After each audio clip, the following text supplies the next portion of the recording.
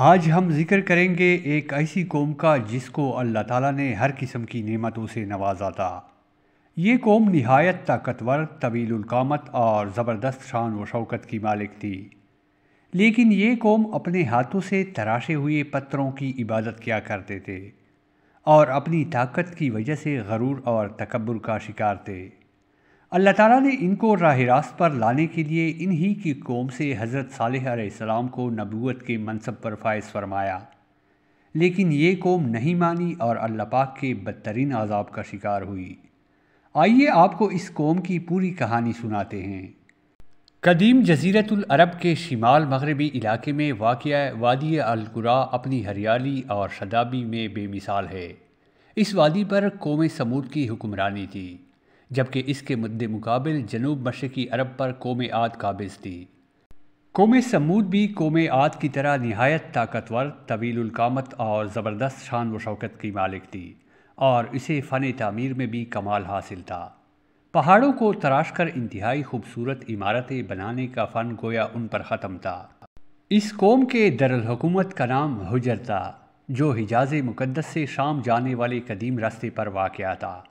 قوم سمود اپنے عالیشان محلات، سرسبز و شاداب کھیت کھلیان، خوبصورت مرغزاروں اور نعمتوں کی فراوانی کے سبب غرور، تکبر اور سرکشی کے نشے میں چور تھے، اور چونکہ تکبر اور کفر کا چولی دامن کا ساتھ ہے تو یہ بھی ابلیس کے پیروکار بن گئے۔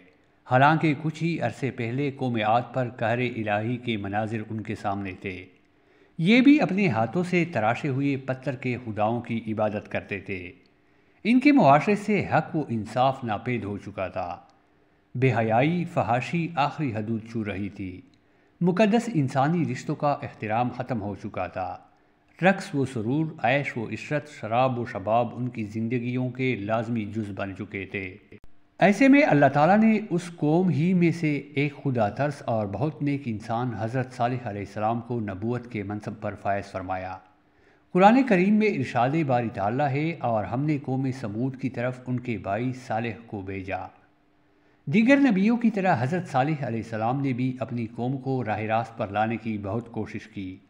وہ دن رات انہیں سمجھاتے رہے کہ اے میری قوم، تم اللہ کی عبادت کرو، اس کے سوا تمہارا کوئی معبود نہیں ہے۔ اسی نے تم کو پیدا کیا ہے اور آباد کیا ہے، تو اس سے مغفرت مانگو اور اس کے آگے توبہ کرو۔ بے شک میرا پروردگار نزدیک بھی ہے اور دعا کا قبول کرنے والا بھی ہے۔ اس پر قوم ان کے خلاف ہو گئی اور یوں گویا ہوئی۔ انہوں نے کہا، اے صالح علیہ السلام، اس سے پہلے ہم تم سے کئی طرح کی امیدیں رکھتے تھے، اب وہ منقطع ہو گئی۔ کیا تم ہم کو ان چیزوں سے منع کرتے ہو جن کو ہمارے بزرگ پوچھتے چلے آئے ہیں؟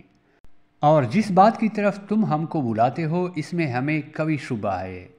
حضرت صالح علیہ السلام کی مسلسل واعظ و نصیحت اور اس کے نتیجے میں غریب لوگوں کا ایمان لانا قوم سمود کے سرداروں کے لیے باعث تشویش تھا۔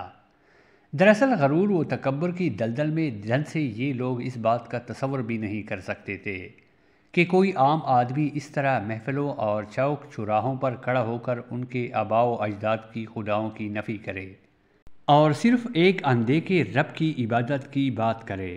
چنانچہ اس مسئلے کا حل ڈھونڈنے کے لیے سب سردار ساتھ جڑ کر بیٹھے، اور پھر متفقہ طور پر ایک نتیجے پر پہنچنے کے بعد انہوں نے حضرت صالح علیہ السلام کو بلایا اور کہا، اے صالح علیہ السلام، اگر تم اللہ کے سچے پیغمبر ہو تو ہم کو کوئی ایسا معجزہ دکھاؤ جسے دیکھ کر ہمیں تم پر یقین آ جائے۔ حضرت صالح علیہ السلام نے فرمایا، اے میری قوم کے لوگوں، تم کیا معجزہ دیکھنا چاہتے ہو؟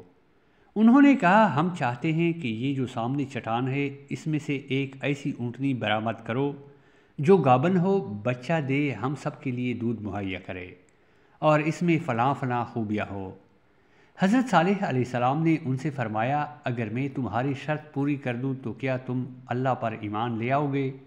انہوں نے جواب دیا، ہاں، ہم تمہارے رب پر ایمان لے آئیں گے۔ حضرت صالح علیہ السلام نے اللہ تعالیٰ کے حضور گڑ گڑا کر دعا فرمائی اور اپنی قوم کی فرمائش پوری کرنے کی التجا کی۔ اللہ تعالیٰ نے اپنے نبی کی دعا قبول فرمائی اور دیکھتے ہی دیکھتے چٹان شق ہو گئی، اور اس میں سے ایک طویل القامت خوبصورت اونٹنی برآمد ہوئی، جس میں وہ سب خوبیاں تھیں جن کی قوم سمود نے فرمائش کی تھی۔ یہ محیر العقول منظر دیکھ کر قوم سمود لاجواب ہو گئی۔ اس موقع پر قوم کے سرداروں میں سے ایک جندہ بن عمرو بن محلات بن لبید اپنے چند ساتھیوں کے ساتھ ایمان لے آیا، لیکن اکثریت اپنی ہٹ دھرمی پر قائم رہی اور اسے جادو کا کمال ظاہر کرتی رہی۔ اس موقع پر حضرت صالح علیہ السلام نے اپنی قوم سے فرمایا، اے میری قوم، یہ ناقۃ اللہ یعنی اللہ کی بھیجی ہوئی اونٹنی ہے جو تمہارے لیے ایک معجزہ ہے۔ اب تم اسے اللہ کی زمین میں کاتی ہوئی چھوڑ دو اور اسے کسی طرف کی تکلیف نہ دینا، ورنہ اللہ کا عذاب تمہیں فوری پکڑ لے گا۔ اونٹنی اور اس کا بچہ سارا دن نخلستان میں چرتے رہتے تھے۔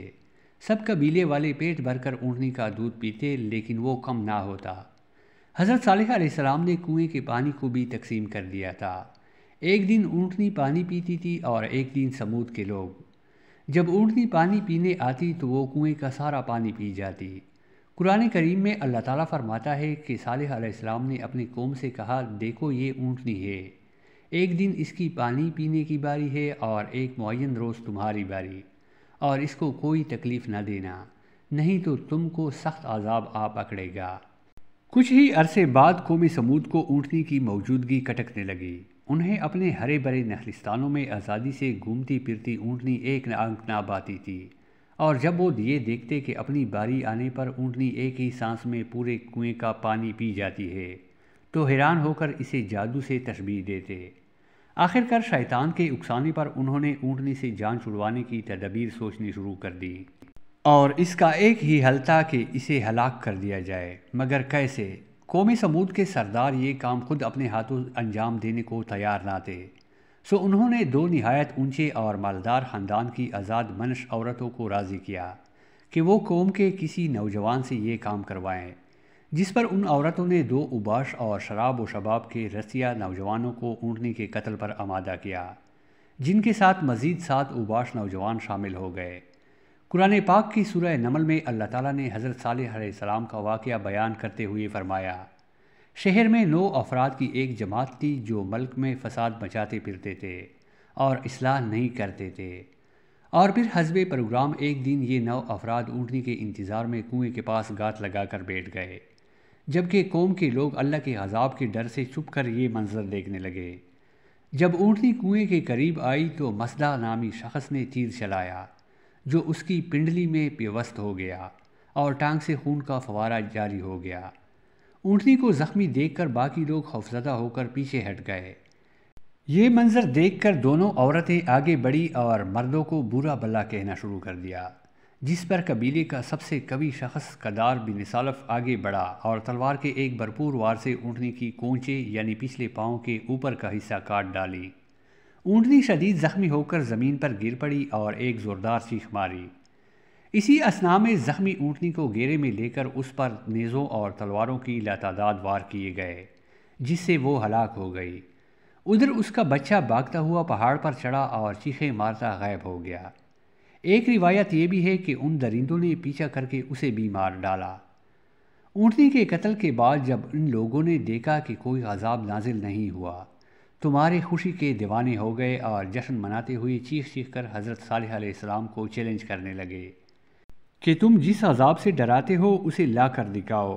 قرآن پاک میں ارشاد باری تعالیٰ ہے، آخر انہوں نے اونٹنی کی کونچیں کاٹ ڈالی اور اپنے پروردگار کے حکم سے سرکشی کی اور کہنے لگے کہ صالح علیہ السلام جس چیز سے تم ہمیں ڈراتے تھے، اگر تم اللہ کے پیغمبر ہو تو اسے ہم پر لے آؤ۔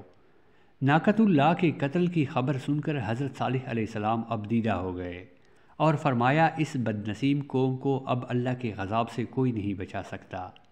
ادھر سمود کے لوگوں کی دیدہ دلیری اور جرت میں مزید اضافہ ہو گیا۔ ان کے دل سے ڈر اور خوف نکل چکا تھا، چنانچہ انہوں نے اسی رات حضرت صالح علیہ السلام کو بھی قتل کرنے کا پروگرام بنا لیا تاکہ اونٹنی کے ساتھ ان کا بھی قصہ ختم ہو جائے۔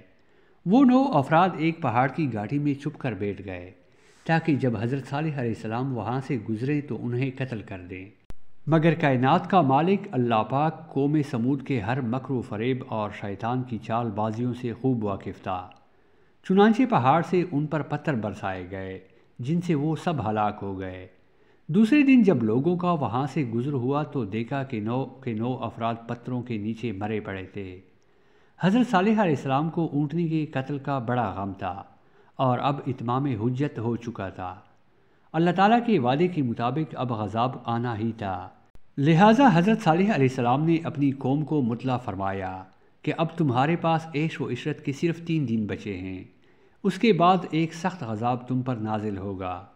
اللہ تعالیٰ فرماتا ہے کہ جب انہوں نے کونچیں کاٹ ڈالی تو صالح علیہ السلام نے کہا کہ اپنے گھروں میں 3 دن اور فائدے اٹھا لو، یہ وعدہ جھوٹا نہیں ہے۔ حضرت صالح علیہ السلام کی بات سن کر وہ لوگ ہنسی مذاق اور استہزاء کرنے لگے اور طنزیہ استفسار کیا کہ یہ 3 دن ہم کیسے گزاریں گے۔ حضرت صالح علیہ السلام نے فرمایا پہلے دن تمہارے چہرے زرد ہو جائیں گے، دوسرے دن رنگ سرخ ہو جائے گا اور تیسرے دن تمہارے چہروں پر نحوست پوری طرح عیا ہو جائے گی، یعنی وہ سیاہ پڑ جائیں گے، اور چوتھے دن تم پر قہر الہی نازل ہوگا۔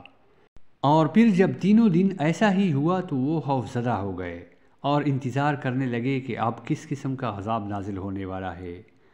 ابھی چوتھے دن کا سورج طلوع ہی ہوا تھا کہ آسمان سے ایک بہت تیز چیخ کی آواز چنگاڑ کی صورت بلند ہوئی، جس نے ان کے کانوں کے پردے پاڑ دیے، دل دہلا دیے۔